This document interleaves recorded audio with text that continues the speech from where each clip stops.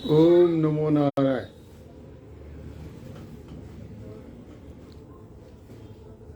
नारायणं पद्मभवं वसिष्ठं शक्तिं च तत्पुत्रपराशरं च व्यासं शुकं गौडपदं महान्तं गोविन्दयोगीन्द्रमथास्य शिष्यं श्रीशङ्कराचार्यमथास्य पद्म पादं च हस्तामलकं च शिष्यं तं तोटकं वार्तिकारमन्यान् अस्मद्गुरून् सन्ततम् आनतोऽस्मि।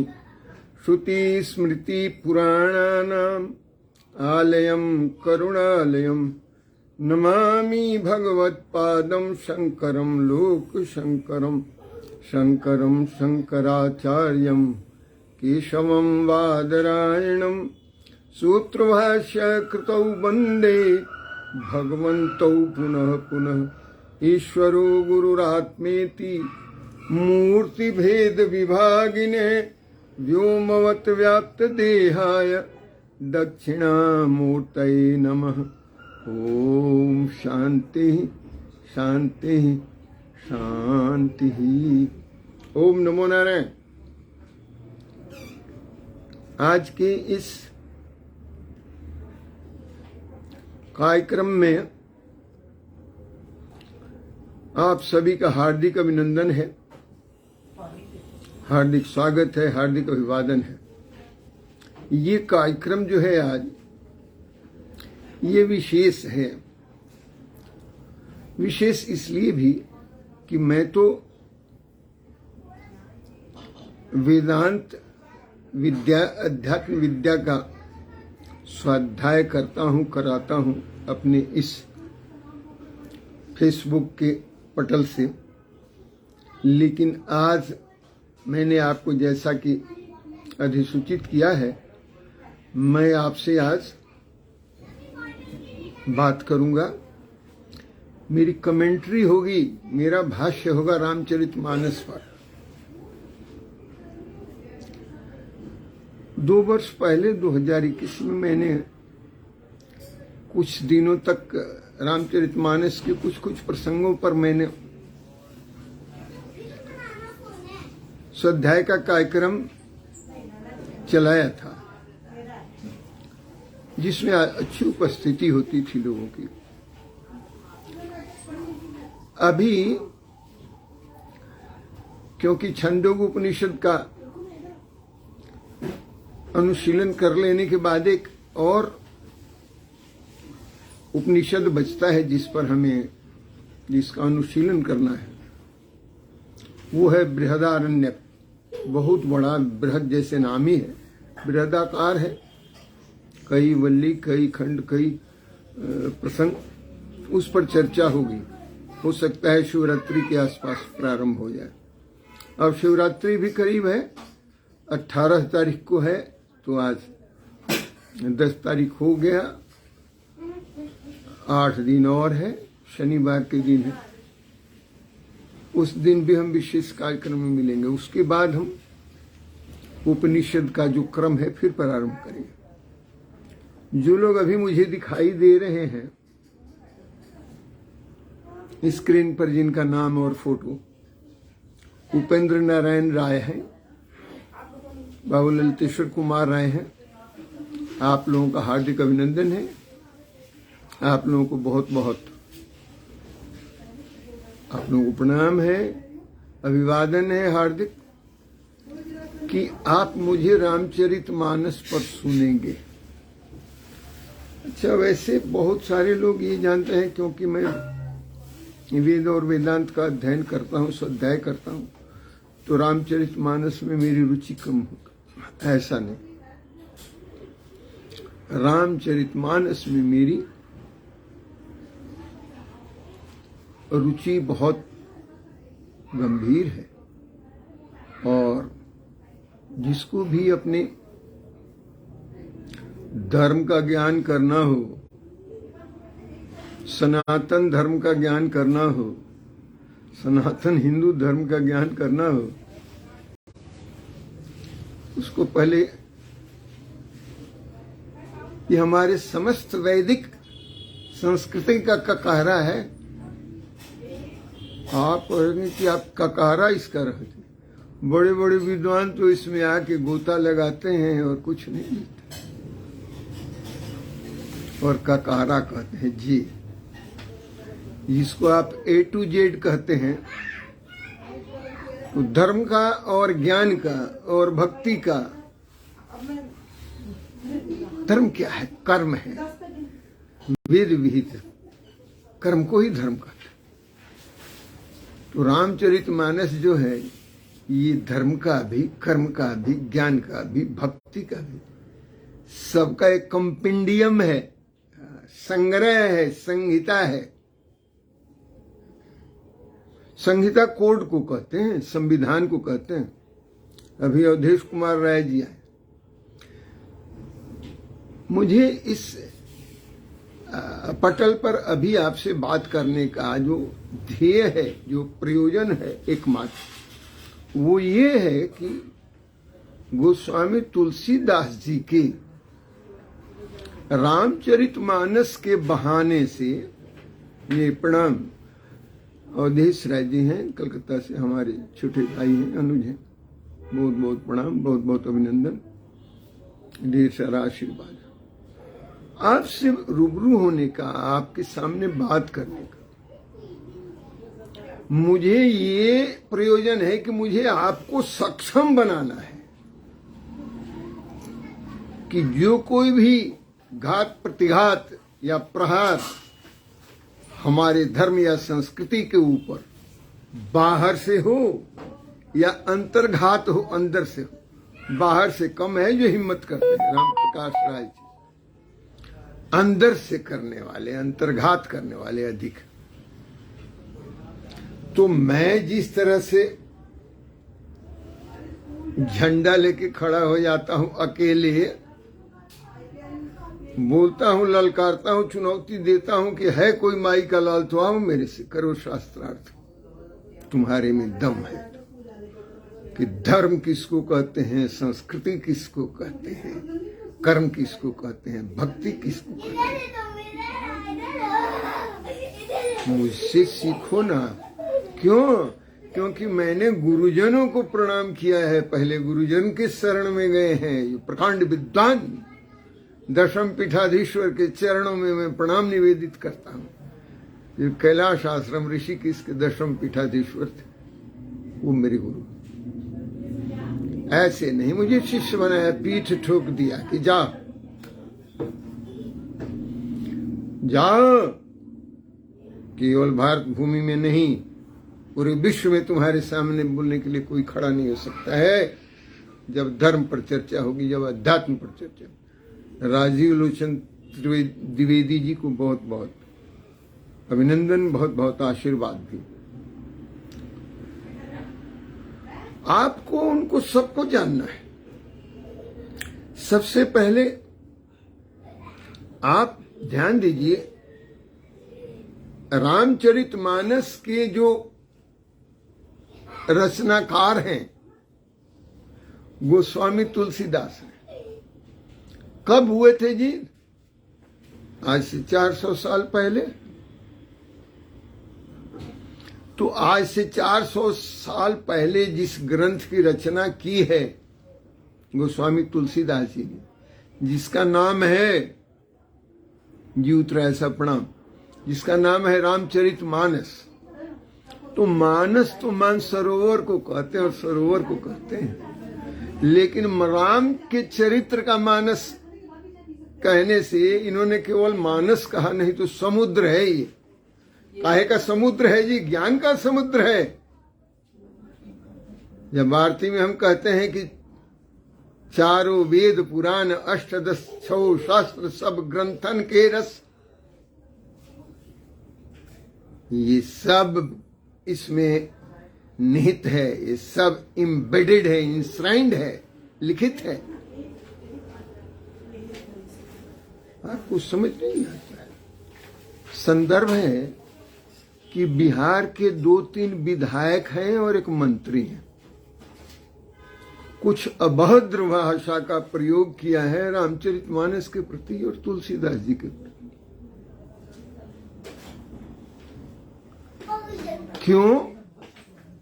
क्यों किया? क्योंकि उन्होंने पढ़ा ही नहीं। जिसने रामचरितमानस को पढ़ लिया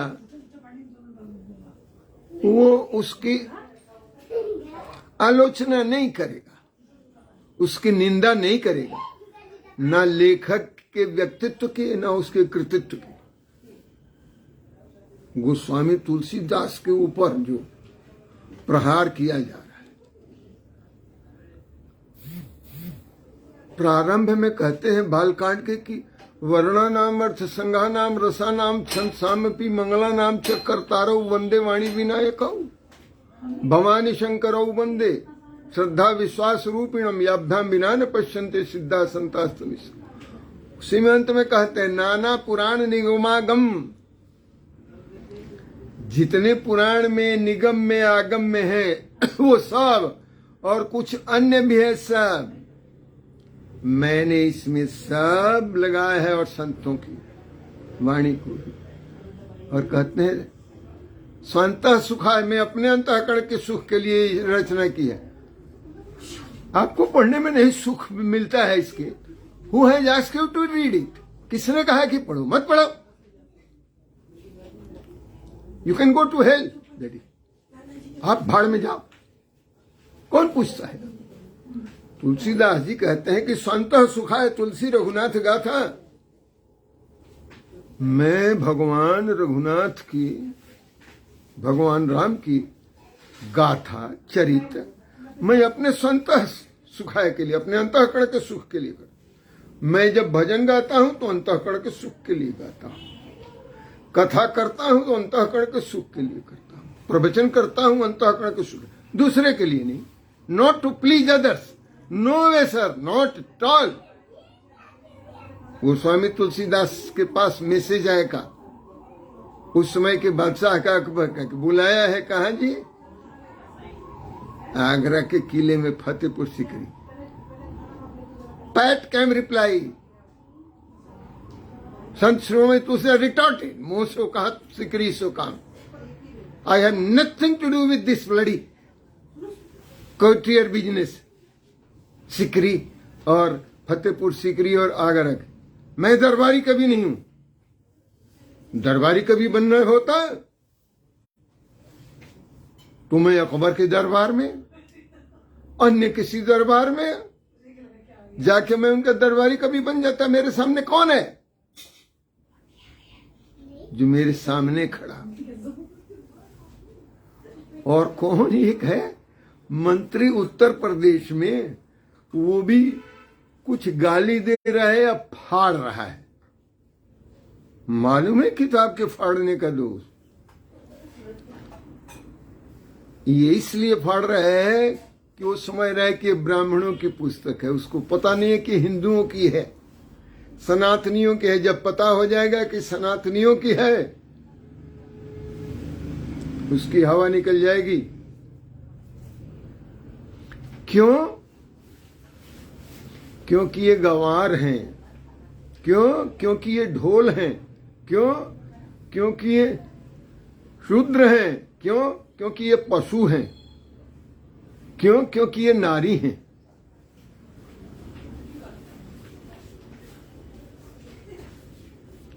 अब ये बताइए, जब गोस्वामी तुलसीदास जी ने रामचरितमानस की रचना की है, वो कथा का प्रवाह आप जानते हैं क्या है? कभी पढ़ा है? नसीब होगा सुनने का कि चार घाट कौन कौन सा है। घाट मनोहर, तुलसी रघुवर चरित्र घाट मनोहर, चार मनोहर सुंदर घाट कौन कौन है? एक है ज्ञान घाट, एक है कर्म घाट, और एक है भक्ति घाट। तो एक भक्ति का घाट है, एक कर्म का घाट है, एक ज्ञान का घाट है। ये तो तीन ही घाट हुआ जी, कर्म भक्ति और ज्ञान। चौथा कहा कि चौथा दीन घाट है, चार घाट पर कथा करने वाले कौन लोग हैं? Who are the storyteller from these four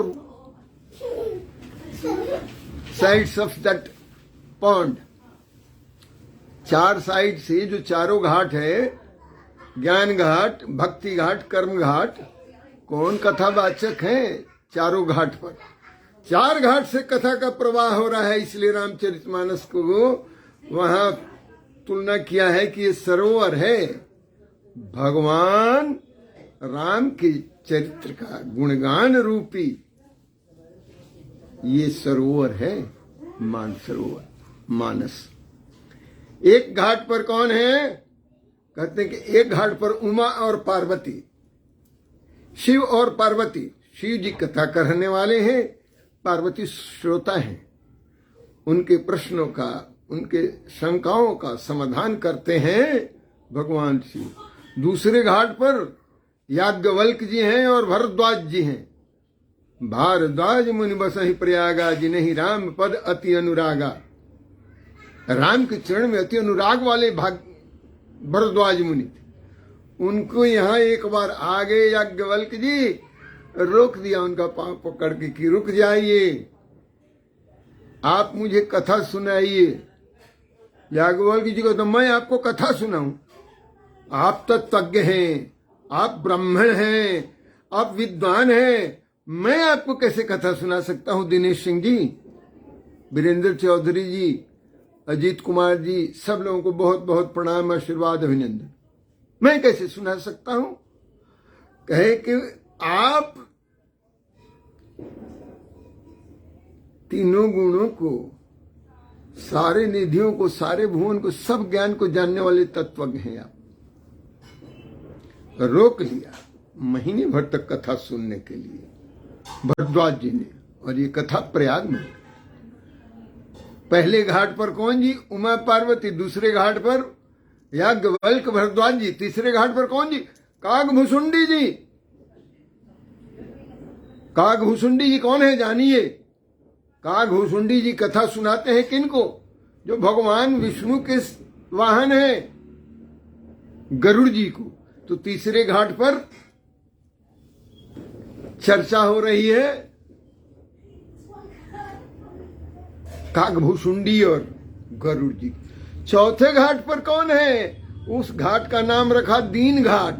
एक ज्ञान घाट, कर्म घाट, भक्ति घाट, एक जो है चौथा घाट कहे कि ये दीन घाट है। इनके पास सामर्थ्य नहीं है, ज्ञान का भी सामर्थ्य नहीं है। आप सब उसी में आते हैं, हम सब उसी में आते हैं। न ज्ञानी है, न उतने बड़े कर्मशील हैं, कर्म के सिद्धांत और मर्म को जानते हैं, धर्म को। न ही भक्ति है हमारे अंदर उतनी। तो तीनों घाट जो है सुप्रीम कथावाचक, स्टोरी टेलर्स कह रहे हैं याज्ञवल्क जी, भगवान शिव और कागभूषुंडी।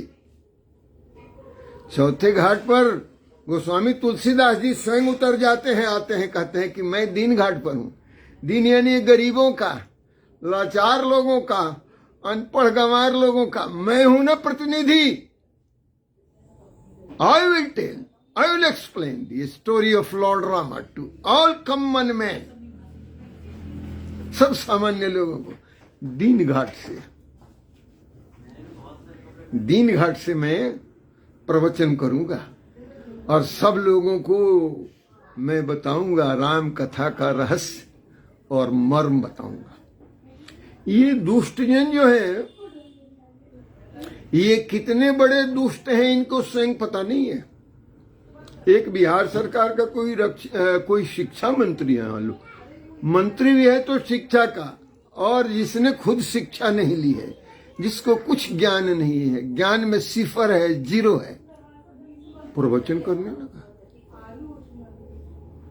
एक वहां का कोई विधायक है, उसका काम कानून बनाने का, जिसने समझा नहीं कि कानून किसको कहते हैं, उसको विधायक बना के लोग भेजते हैं। ये शर्म की भी बात है, ये केवल खेद की बात नहीं, ये शर्म की बात है इस व्यवस्था के लिए और लोगों के लिए, जो ऐसे लोगों को विधायक बना के भेजते हैं। जिन्हें चुल्लू भर पानी में डूब मरना चाहिए। जानते हैं क्या क्या? गोस्वामी तुलसीदास जी ने जब बंदों प्रथम महीसुर चरना, सबसे पहले में महीसुर, इस मही के सुर कौन है? ब्राह्मण है। ब्राह्मण अब जानते हैं क्या है? ब्राह्मण को कितना ऊंचा उठाया है गोस्वामी तुलसीदास जी ने, और फिर कितना धिक्कारा है। और इसके चलते गोस्वामी तुलसीदास को काशी और बनारस के पंडितों ने कई बार पिटाई की है कि ये क्या लिखते हो ब्राह्मणों के खिलाफ। उन्होंने कहा कि that does not deter me, your beating, your hurting, your thrashing do not deter me from my task of completing Lord Rama's story in common man's language। आप सबको पता है, सब पढ़े लिखे हैं, जानते हैं कि गोस्वामी तुलसीदास जी रामचरितमानस की रचना जब करने लगे थे तो संस्कृत में प्रारंभ में रचना कर रहे थे।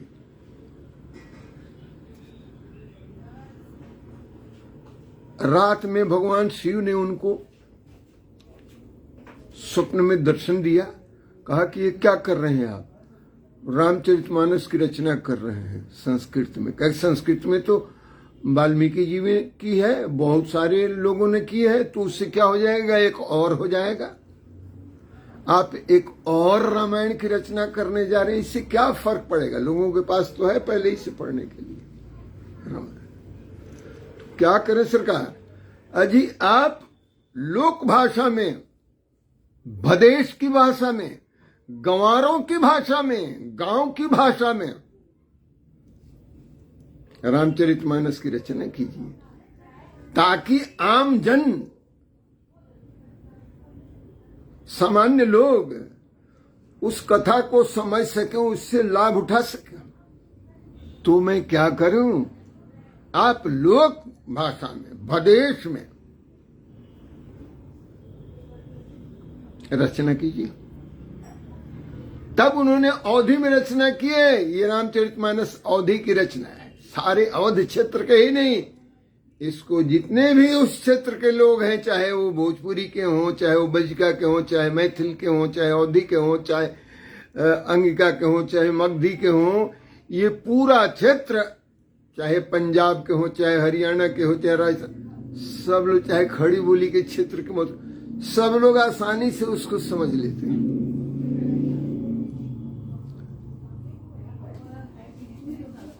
उन्होंने कहा कि तो लोग तो हमारी रचना को गंवार और ग्रामीण व्यक्ति की रचना समझ ले।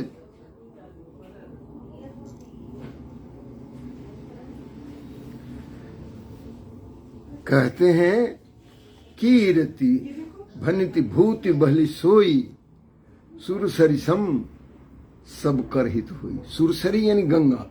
गंगा किसी का जात नहीं पूछती है, सबके लिए हितकारी है, किसी की भाषा नहीं पूछी है, किसी की क्षेत्र नहीं पूछती है। सूर सरिसम सब कर हित हुई। क्या चीज?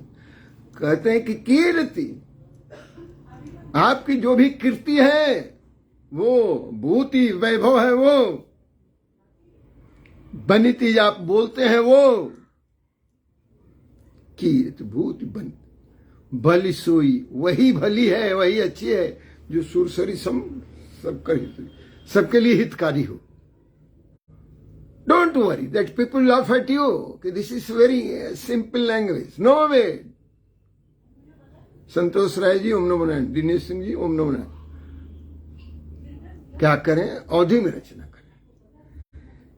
लेकिन मैं ये भी बता देना चाहता हूं कि लोग भ्रम में ना रहें कि हम भी, जो विद्वानों की भाषा है, देव भाषा जिसको संस्कृत कहते हैं, हमको भी आता है। जैसे मैं बोलता हूं ना संस्कृत, तो कई लोगों की हड्डियां चरमराने लगती है कि अरे बाबा ये तो अंग्रेजी ही नहीं, भोजपुरी ही नहीं, हिंदी ही नहीं, संस्कृत भी बोलते हैं।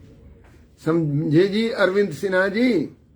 हाँ, संतोष राय साहब, गार्जियन को चरण अच्छा बहुत बहुत प्रणाम। आज सब लोग गार्जियन बना लेंगे तो कैसे होगा?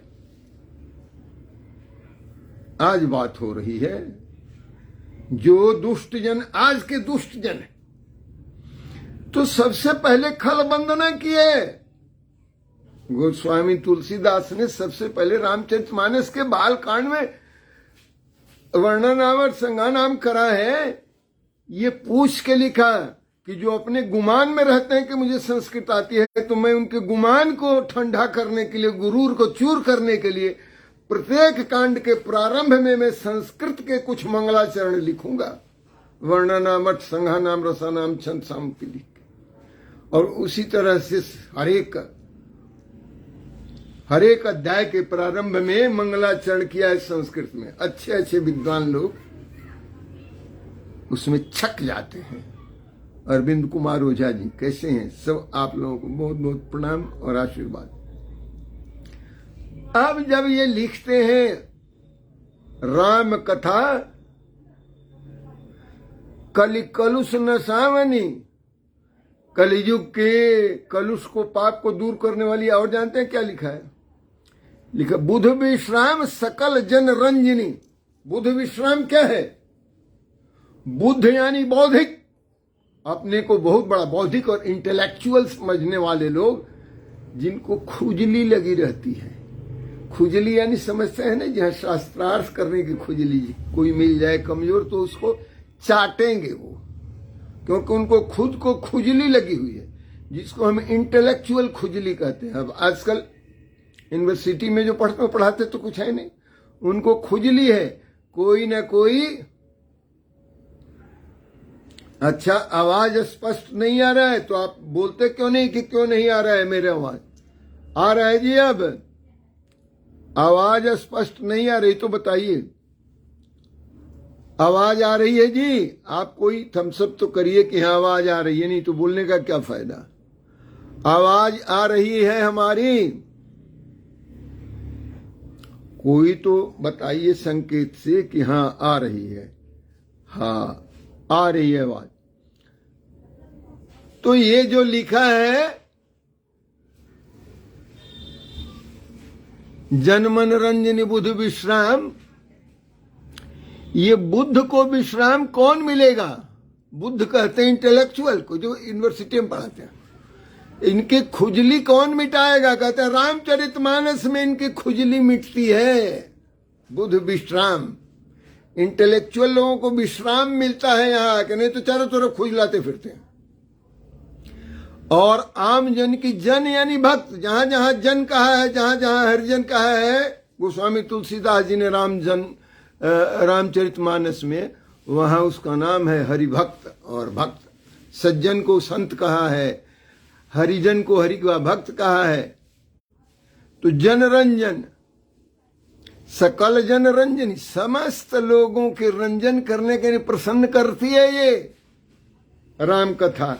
और जो लोग बौद्धिक हैं, अपने को बड़ा बुद्धिजीवी लगाते हैं, मेरे से तो टकराते नहीं ना, नहीं तो उनकी हजामत तो ज्यादा मैं ही कर देता हूँ। तुलसीदास जी तो बाद में करेंगे। कहते हैं उनकी हजामत हो जाती है, उनकी खुजली मिट जाती है इसके पास आने से। कहा रामचरितमानस। आपको बुरा लग रहा है, सारे शूद्र का, सबका, नीच लोगों का, दुष्टों का प्रारंभ में खल वंदना कर दिया। कहते हैं खल परिहास हो यही तो मोरा। दुष्ट लोग मेरा परिहास करते हैं, निंदा करते हैं, तो ये मेरे लिए हितकर है। क्यों? कहते हैं काग कहीं कलकंठ कठोरा। काग जो है, कौआ जो है, कोयल को कहता है कि उसका कंठ जो है बड़ा कठोर है, टेंटे करती है। कोयल टेंटे करती है, हैं? कौआ काव काव करता है, कोयल की तो मधुर आवाज। तो ये व्यंग है। कहते हैं खल परिहास हो यही तो मोरा, काग कहीं कलकंठ कठोरा। बात बढ़ते बढ़ते बढ़ते बढ़ते कहाँ आ गई जी? तो आ गई कि ढोल गंवार शूद्र पशुनारी ये सब ताड़न के अधिकारी। अलग अलग लोगों ने डर डर के अलग अलग लिखा है। इतना ही नहीं है, बहुत कुछ है। ब्राह्मणों को भी बहुत निंदा की है, आलोचना की है तुलसीदास। किसी को छोड़ा नहीं है, सबके बारे में लिखा है। लेकिन इनको क्यों बुरा लग रहा है जी? जगजीवन राम को भी बुरा लगता था, कहते थे कि शूद्र पशु नारी काहे को लिख दिया है। तो एक बार इंदिरा गांधी ने कहा कि आप तो शूद्र लिख दिया है तो आप क्रोधित हो गए हैं इतना और निंदा करते हैं मानस की और तुलसीदास। अब मैं तो नारी हूं तो मेरे को भी तो लिखा है कि ये सब ताड़न के अधिकारी, तो मैं तो कभी नहीं लड़ने के लिए तैयार होती हूं कि रामचरितमानस को फाड़ दीजिए। किसी धर्म ग्रंथ को फाड़ने को जानते हैं क्या है? ये ब्लास्फेमी है, ईश निंदा के बराबर है। ब्लास्फेमी को ईश निंदा कहते हैं। आप किसी चर्च वाले का उसका आप बाइबल फाड़ देंगे, जान खा जाएगा आपकी। किसी मस्जिद से लेके आप मजार से लेके आप कुरान शरीफ को फाड़ देंगे, फतवा जारी कर देगा, गर्दन कत्ल कर देगा। किसी सिख संप्रदाय के किसी गुरुद्वारे से आप उनके गुरु ग्रंथ साहिब को हम भी श्रद्धा से पूछते हैं, उनको आप फाड़ देंगे, कत्ल कर देगा, छुरा घोंप देगा आपके पेट में। कहाँ स्थान है? गुरु ग्रंथ साहिब का स्थान सिर पर है। एक जगह से दूसरी जगह ले जाने के लिए सिर पर, सिर से नीचे नहीं। आपने क्या किया है? आपके धर्म ग्रंथ को कोई फाड़ दिया, आप चुपचाप बैठे, क्योंकि आपको पता ही नहीं कि मेरा धर्म ग्रंथ है कि नहीं। ये सारे वेदों का, चारों वेदों का निचोड़ है रामचरितमानस। जैसे गीता चारों वेदों का निचोड़ है, किसने निचोड़ा है उसको? सर्वोपनिषदो गाओ दुग्धा गोपाल नंदन पार्थो वत्स सुधीर भोक्ता दुग्धं गीतामृत महत। वो दूध दुहा है, सभी उपनिषदों का सत निकाला है दूध, पार्थ के लिए और सुधी भोक्ता के लिए कृष्ण भगवान ने गीता की रचना। उसी तरह से सामान्य जन के लिए समस्त उपनिषदों का, वेद पुराण,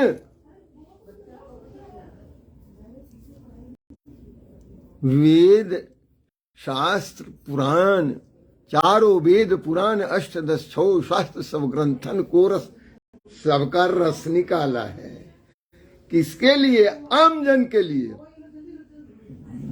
कहते हैं कि आम जन के लिए क्यों? विद्वानों, अरे विद्वानों के लिए तो गीता है, विद्वानों के लिए तो उपनिषद है, विद्वानों के लिए तो अध्यात्म विज्ञान है, ब्रह्मसूत्र है, योग है, सांख्य है, न्याय है, वैशेषिक है।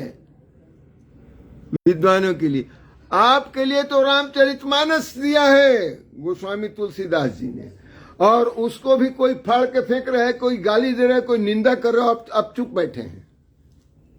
इसलिए क्योंकि आपके यहां कोई सिस्टम नहीं है इसके लिए कि कोई फतवा जारी कर दे कि उसको गर्दन काट दो।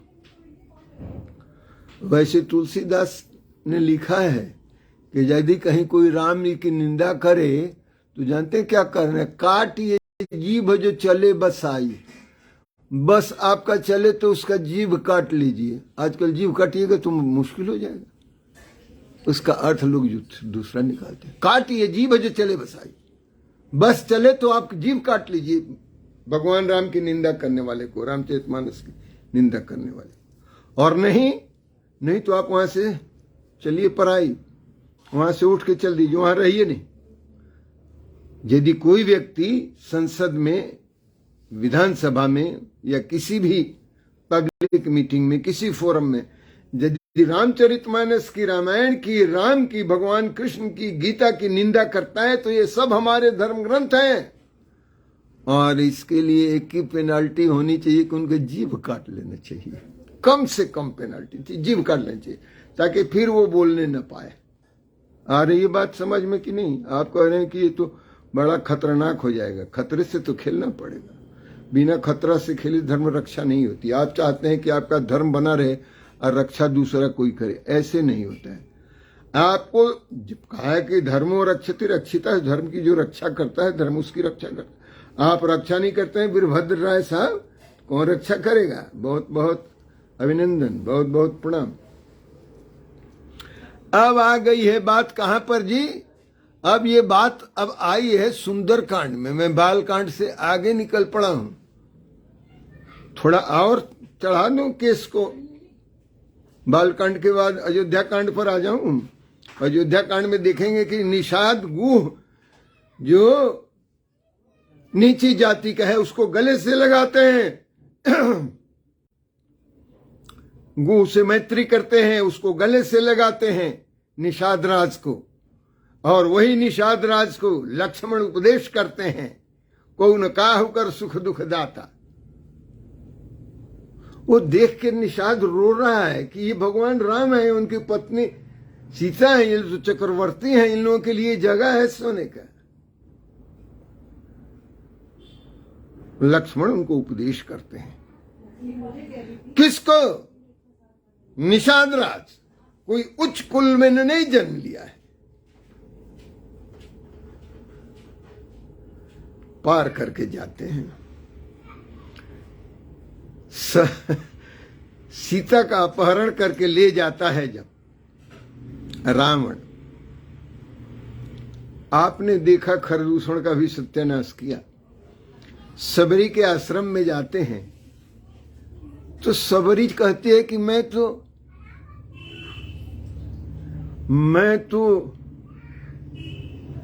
अधम में अधम, अधम अति नारी, मैं तो नीच में भी नीच में नारी हूं। मैं तो अधिकारी नहीं हूं भगवान आपकी पूजा करने का। कैसे स्तुति करूं, कहीं भी स्तुति करूं तुम्हारी, मैं तुम्हारी स्तुति कैसे करूं? भगवान राम क्या कहते हैं? जाति जाति पाति धन धर्म बढ़ाई। ये जाति पाति धर्म धन की बढ़ाई, ये सब मैं नहीं मानता। मानहु एक भगति कर नाता। मेरा तो एक ही रिलेशन है, I relate others with the way one worships me. जिस तरह से कोई मेरी भक्ति करता है, मेरे लिए जाति पाति धन धर्म बढ़ाई, दीज थिंग्स आर, कि वो एलीट हैं, कि महान हैं, कि कुलीन है, सच थिंग्स हार्डली मैटर्स। ये किन के लिए मैटर करता है, मतलब रखता है? जो दुनियावी चीजों के लिए भाग रहे हैं। इन लोगों को कुत्ता की संज्ञा दी है, कुत्ता जैसे हड्डी के पीछे भागता है वो। ये कुत्ते हैं जो ईश निंदा करके अभी तक जिंदा हैं। ये क्यों है? क्योंकि भारतीय हिंदू का समाज बटा हुआ है कई वर्णों में। अब वर्ण की मैं बात करने लगूंगा तो बात थोड़ा और बढ़ेगी। हो सकता है कि मुझे एक बार और आना पड़े। आगे आप सुंदरकांड में बढ़ते हैं। अब आप जान बचाने के लिए कहते हैं कि ये जो कह रहे हैं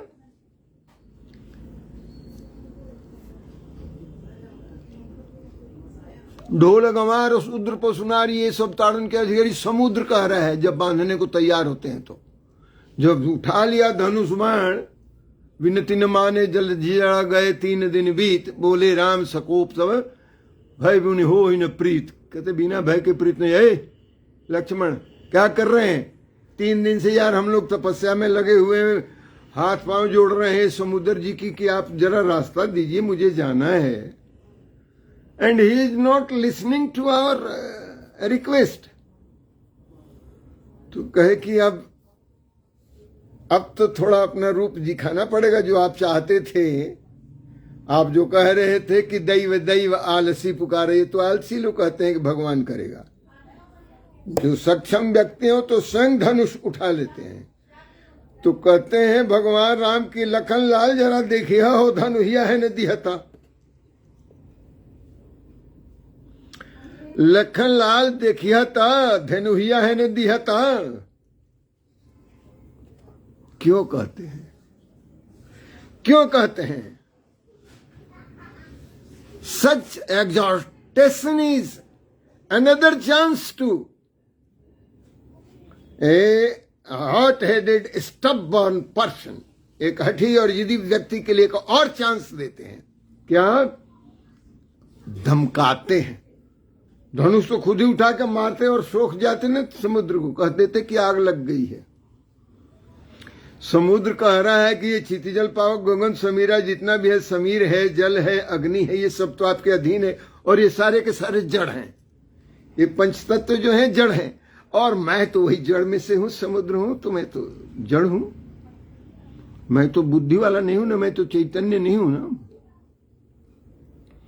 ये कह रहे कि ले हो धनुहिया, ये कौन कहता है जी? विपिन जी, विपिन कुमार जी ओम नमो नारायण, बिटू राय जी ओम नमो नारायण। ये राम लक्ष्मण को कहते हैं। ये मारने के लिए नहीं कहते हैं, धमकाने के लिए कहते हैं। एक और चांस देते हैं कि देख बच जा, क्योंकि यदि मैं उठा लिया धनुष बाण तो ये बाण कभी खाली नहीं जाता है। एक बार उठाया था जयंत पर तो एक आंख खत्म हो गया। बाप थे इंद्र, किसी के बस का नहीं था जो रोक ले हमारी बाण को। वो कौन सा बाण था? तिनका तो उठाया था जरा सा, अकेले गाइडेड मिसाइल की तरह लग गया जयंत के पीछे। भागते रहे त्रिलोकी में, 14 भुवन में, अपने बाप के यहाँ, दादा के यहाँ। Nobody gave him shelter, no shelter, no refuge. क्या कहे कि अरे जाके उन्हीं के चरण में झुकिए जिनके बाण है। कहे कि वापस नहीं होते, उड़ा दिया एक आंख। किसकी शक्ति है? जब भगवान राम ब्रह्म के अवतार हैं। समुद्र आके खड़ा हो जाते हैं। जैसे कहा कि अरे विनती न माने जल झिझड़ा गए 3 दिन बीत, बोले राम सकोप, तब क्रोध में आके बोले बिनु भय हो ही न प्रीत। बिना भय के प्रीति नहीं होती है, थोड़ा भय दिखाना पड़ेगा। I have to threaten him and he threatened. ले आइए धनुष दीजिए। यदि ऐसे ना करते, कोई कहता कि आपको किसने रोक रखा है धनुष उठा लेने का, उठा लेते तो सफाया था। समुद्र में आग लग जाती, पूरा ब्रह्मांड में आग लग जाती, पूरे विश्व में आग लग जाती, सब समाप्त हो जाता। खेल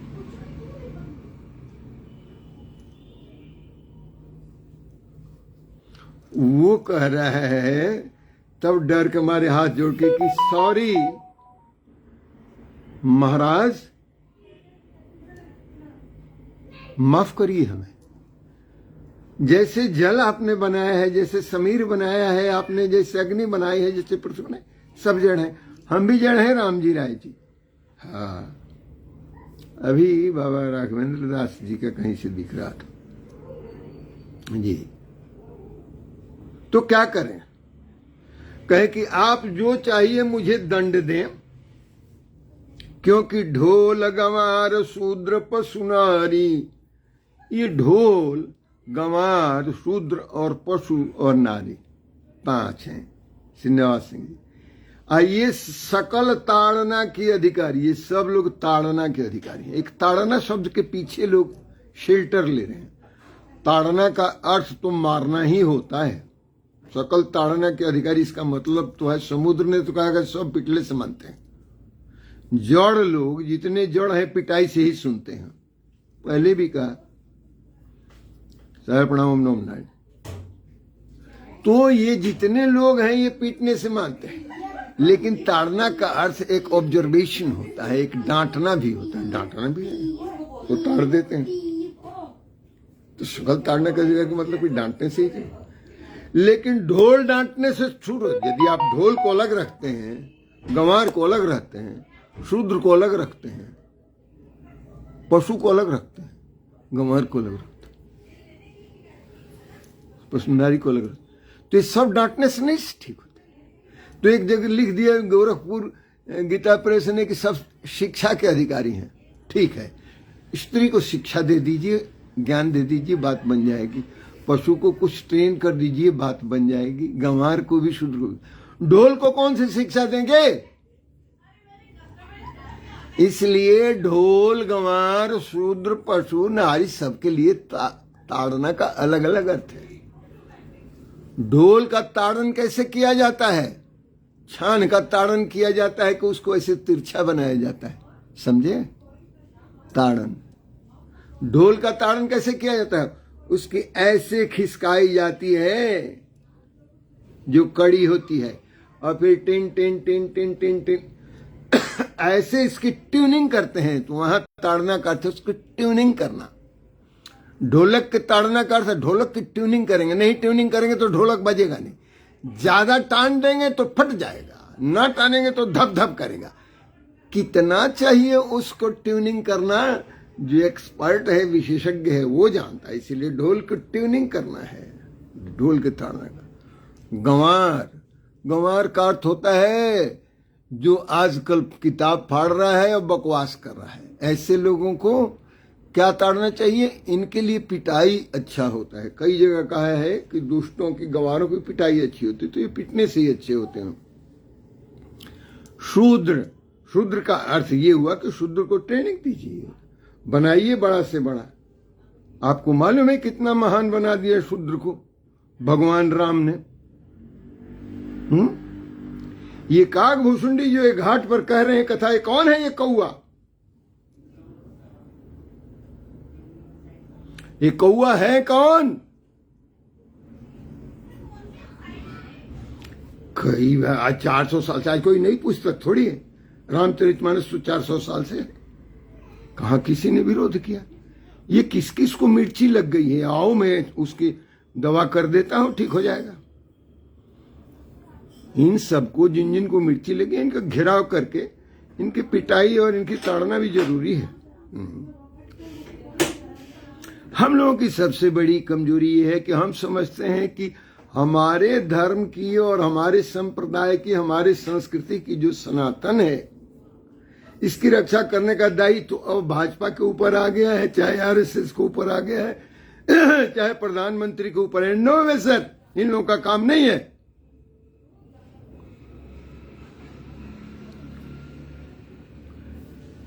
आपके धर्म की नहीं, किसी के भी धर्म की रक्षा करना उनका काम नहीं है। उनका काम अपना सरकार चलाने का है। सब लोग अपने अपने धर्म की रक्षा करेंगे। हमारे समाज में इस तरह का इनबिल्ट स्ट्रेंथ होना चाहिए कि we should be able to deal with such jokers.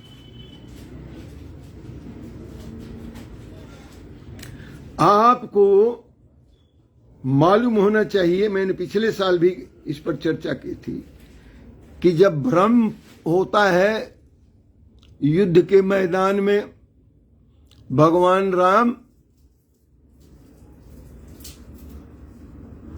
नागपाश में बंधे हैं, तो नारद जी ने क्या कहा गरुड़ जी को? अरे आपको मालूम है वो आपके जो भगवान है ना, वो नागपाश में बंधे। नागपाश जानते किसको कहते हैं? नाग यानी सर्प। सर्प आदमी को लपेट लिए तो नागों ने लपेट लिया था। ऐसा बाण मारा नागास्त्र कि लपेट लिया था, और राम जी बेहोश पड़े हुए थे। नारद जी ने कहा कि राम जी की जान जाने वाली है, नागपाश में फंसे हुए हैं, कैसे छुड़ाएंगे? जल्दी जाइए आप। बिल्कुल जेट सेट स्पीड से गए, मिसाइल की तरह, इंटरकॉन्टिनेंटल मिसाइल की तरह गए गरुड़ जी, और जाके झपट्टे से पहले ही झपट्टे में सांप छोड़ के भाग गए कि बाप रे, तो गरुड़ जी आ गए तो हमको चीड़ फाड़ के फेंक देगा। भाग गए।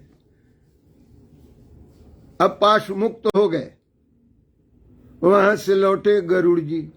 गरुड़ जी को भ्रम हो गया कि अरे ये हमारे भगवान है, विष्णु भगवान आप कहते हैं, और खुद ये सांप में लपेटे पड़े हुए हैं, अब मुझे आके काटना पड़ा इनको।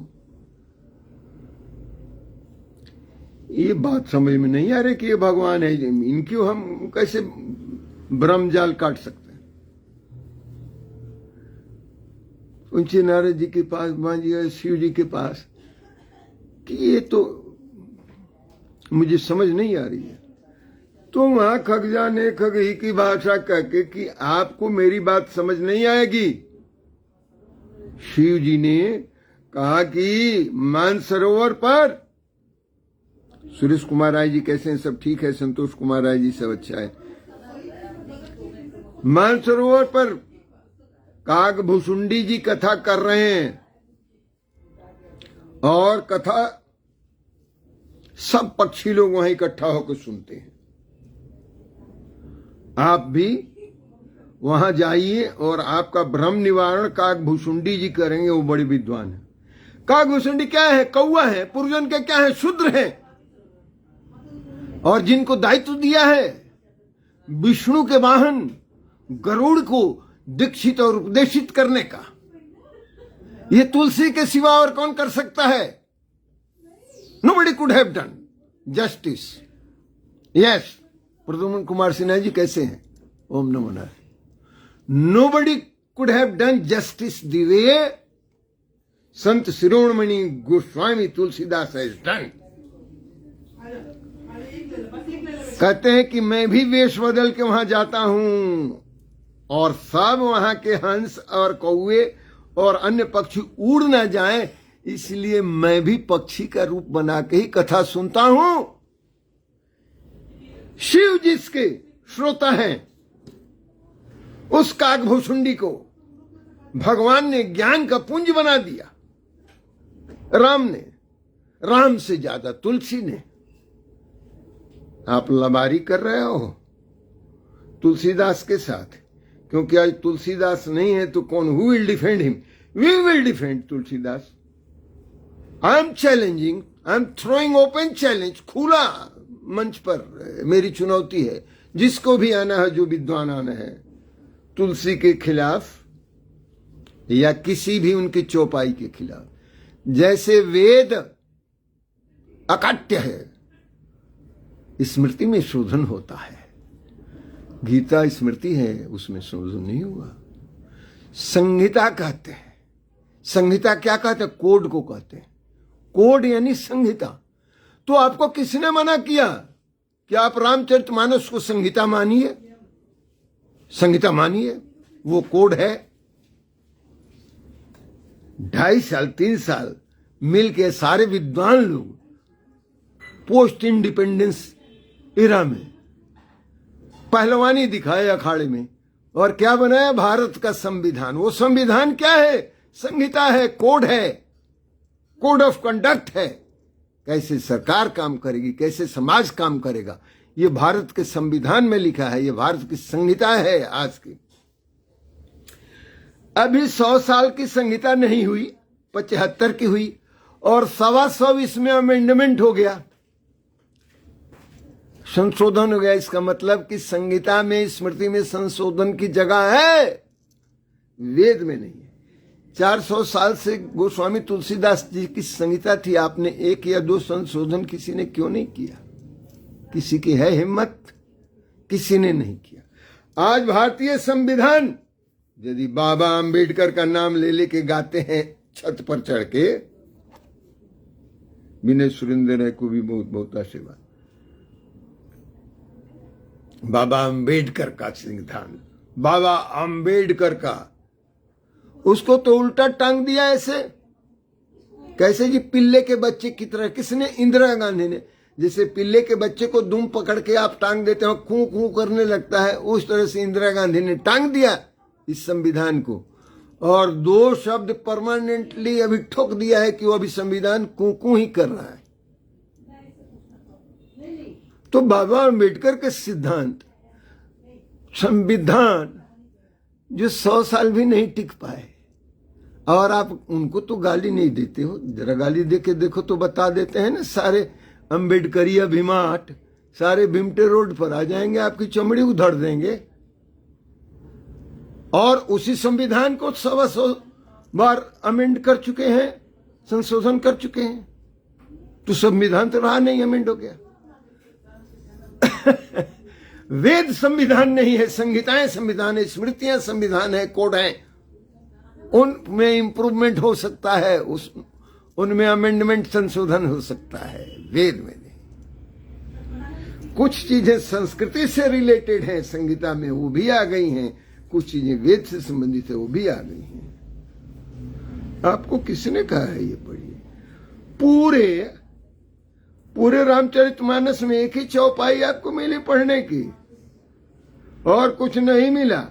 आपने पढ़ा ही नहीं, न प्रथम कांड पढ़ा, न द्वितीय तृतीय चतुर्थ, कुछ नहीं पढ़ा, एक ही जगह जाकर टिक गए।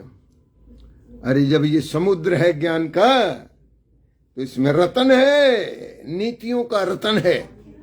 नीति जो है हमारे भारतीय संहिताओं के रत्न हैं, उनको निकालिए, रत्न निकालिए रामचरितमानस से।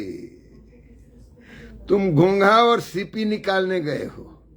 घोंघा और सीपी समुद्र में नहीं है, वो भी है, लेकिन जिनको घोंघा सीपी चाहिए वो लेके डुगडुगी बजाते रहे। जो पारखी हैं, रत्न को निकालने वाले हैं, वो वहां से मुक्ता निकालते हैं, वहां से सुक्ति निकालते हैं, वहां से सीपी और घोंघे नहीं निकालते, वहां से रत्न निकालते हैं, क्योंकि रत्नाकर नाम है समुद्र का। एक नाम रत्नाकर है, रत्न की खान है समुद्र। तमाम रत्न मोती, तमाम रत्न भरे हुए हैं पर्वत में और समुद्र में।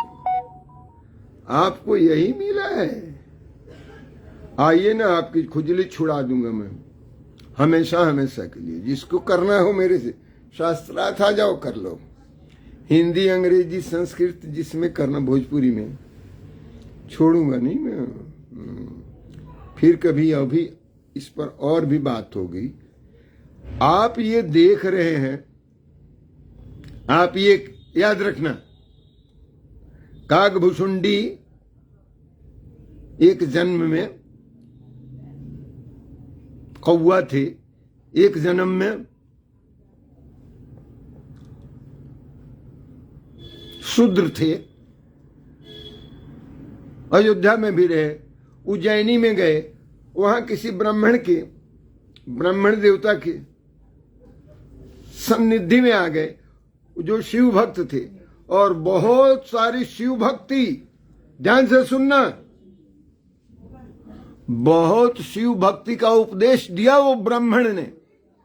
किनको? काकभुसुंडी जी, जो उन दिनों बने हुए थे शूद्र, उनको। काकभुसुंडी जो बाद में बने, उज्जैनी की बात है।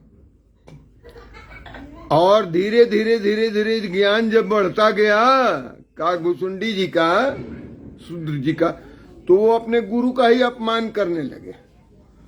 और एक दिन की बात है कि मंदिर में, शिव मंदिर में शिव का भजन कर रहे थे, तब तक गुरु जी आ गए। तो गुरु जी के आने पर ना उठे, ना खड़े हुए, और ना ही प्रणाम किया। गुरु जी ने इसको बुरा नहीं माना, देखे कि इसका दिमाग कुछ चढ़ गया है। गुरु जी जाके बैठे, तब तक आकाश से आकाशवाणी होता है, दुष्ट अधम, ये क्या किया तूने? बहुत बड़ा अपराध किया है गुरु के साथ, जा सर्प हो जा, अभी सांप हो जा तू। सबसे घटिया जोनी जो है, अधम जोनी सांप की है, तू अभी सांप हो जा। ये अभिशाप किसने दिया? ये अभिशाप भगवान शिव ने दिया, जो नभवाणी हुई थी। अब हाहाकार मच गया, हा, ये क्या किया आपने? इसको सांप बना दिया आपने। वही ब्राह्मण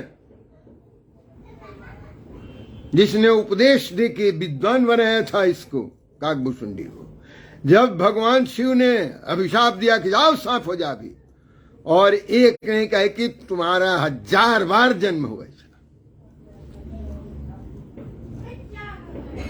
हाँ कहा, क्या किया भगवान? ये प्रार्थना करने वाले कौन थे? वही ब्राह्मण जिन्होंने रुद्राष्टकम की रचना की,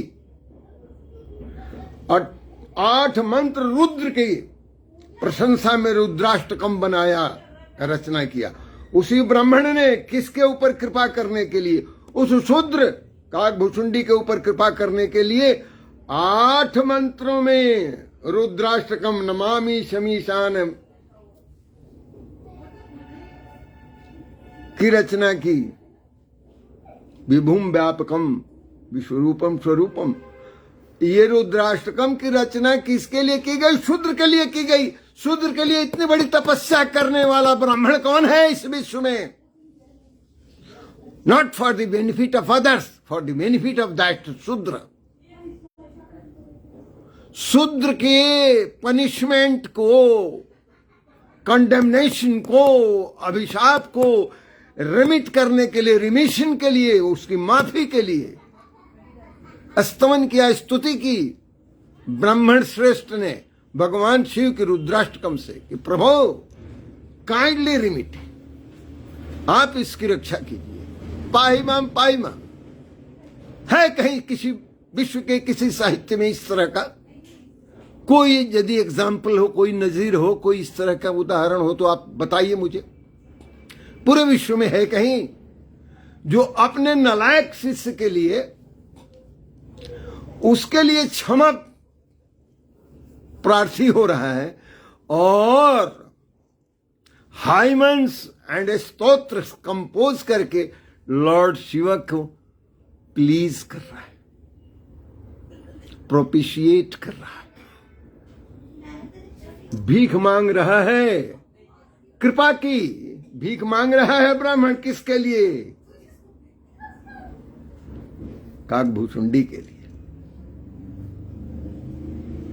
भगवान शिव ने कहा कि देखो गलती तो इसने की है, भूल तो इससे हुई है, लेकिन एक ही इसके ऊपर, जब आप ब्राह्मण देव, आप इसके गुरु हैं, आप कह रहे हैं कि माफ करिए इसको, तो इतनी माफी मैं कर दूंगा कि जल्दी जल्दी इसका देह छूटता जाएगा। जब चाहेगा तभी इसकी मृत्यु हो जाएगी, यानी इच्छा मृत्यु इसको हो जाएगी। जब चाहेगा देह छोड़ देगा। ये सांप वाला देह जल्दी छूट जाएगा, कौआ बन जाएगा, कौआ वाला हो जाएगा, सुअर छूट जाएगा, सुअर छूटो, सब छूटता गया। आज जब कौआ बना तो बहुत दिन तक कौआ बनने का इनको आशीर्वाद किसने दिया था जानते हैं? फिर ब्राह्मण बनने पर लोमस ऋषि के पास जाके फिर ये जिद करने लगा, अपना हठ रोपने लगा। तो वो हठी देख के कहे कि तुम कौआ हो जा, तो ये लोमस ऋषि के अभिशाप से कौआ हो गया। और पता नहीं कितने साल, कितने हजार साल कौआ हो गया, तो अब उपदेश करने लगा। ज्ञान तो आ ही गया था। इस कौआ को, इस शूद्र को महान बना देने वाला, कथाकार बना देने वाला, एक घाट ज्ञान घाट की जिम्मेदारी दे देने वाला तुलसी और तुलसी की भर्त्सना करने वाले यहाँ के नीच लोग, अधम लोग, कौन है जो ऐसा कर सकता है? Unparalleled, unmatched sacrifice by a Brahmin for his disciple who happened to be Shudra, committed grave offenses and remission of his punishment by Lord Shiva. He is offering hymns in his praise. आप लोग साधारण समझ बैठो, फिर अभी बात होगी, बात चलेगी। हम आपको और मजबूत बनाने के लिए कहते हैं कि आपको ये समझ आए कि काकभूषुंडी जैसे शूद्र को एक घाट का कथावाचक बना दिया, जो काकभूषुंडी और गरुड़ का संवाद है करने का। जाते पूछते हैं गरुड़ जी कि आप ये तो बताइए कि आपको जब इच्छा मृत्यु है, काहे को शरीर आप कौआ का धारण किए हैं, बढ़िया कुछ बन जाइए। कहे ना, मुझे ये शरीर इसलिए अच्छा है कि मैंने बहुत शरीर धारण किए, लेकिन जो आनंद मुझे इस शरीर में आ रहा है क्योंकि मैं यहाँ आके कथावाचक बन गया हूँ और भगवान राम के नाम का गुणगान कर रहा हूँ। चलिए फिर कभी मिलेंगे तो बात होगी। आज वाणी को यहीं विराम देते हैं। ओम पूर्णम मदः पूर्णम मिदं पूर्णात् पूर्णम मुदच्यते पूर्णस्य पूर्णमादाय पूर्णमेव अवशिष्यते। ओम शांति शांति शांति। आप सबका बहुत बहुत धन्यवाद, बहुत बहुत साधुवाद। आप लोग अपने अपने विचार भी लिखिएगा, इन सबको जहां मर्जी शेयर कीजिएगा, और जो मेरे साथ लड़ने को आए उसको भेज दीजिए मेरे पास, मैं उसकी हजामत कर दूंगा अच्छी तरह से। ओम नमो नारायण। आप अपने विचार जरूर लिखिएगा, ये नहीं कि ऐसे जयराम जी ओम नमो नारायण हो गए।